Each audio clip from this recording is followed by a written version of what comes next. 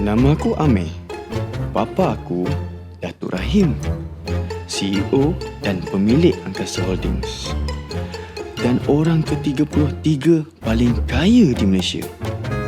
Bagi aku, orang yang cakap puasa itu susah, lemah.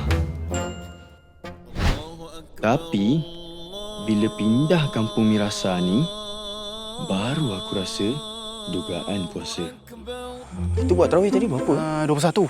Patut lah. Alhamdulillah sampai rumah aku. Jumpa esok. Jangan lupa esok niat puasa. Asyik baik kau ingat aku. Assalamualaikum. Salam Allah. Jom.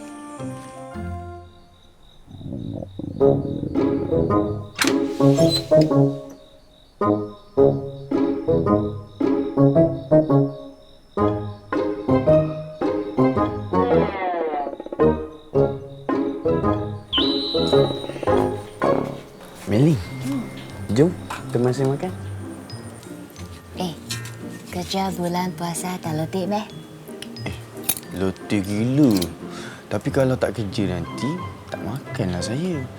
Kalau tak makan, nanti kurus, handsome pula.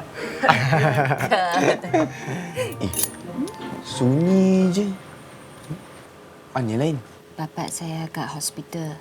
Dia kena tangkap ward lagi. Oh, patutlah awak nampak sedih je malam ni.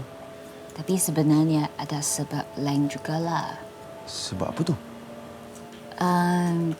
Tak ada apa-apa. Awak jangan risau.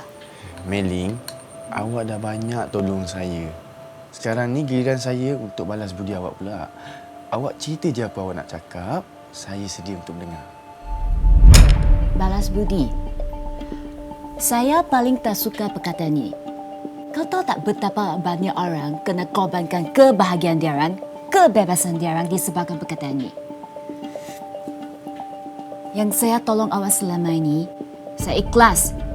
Saya tak expect apa-apa daripada awak. Saya minta maaf. Saya rimas malam ni. Tak apa, saya pun sebenarnya nak minta maaf. Saya tak ada niat nak buat awak marah. Tak lewat sangatlah. Saya masuk dulu. Yelah. Good night, Meling.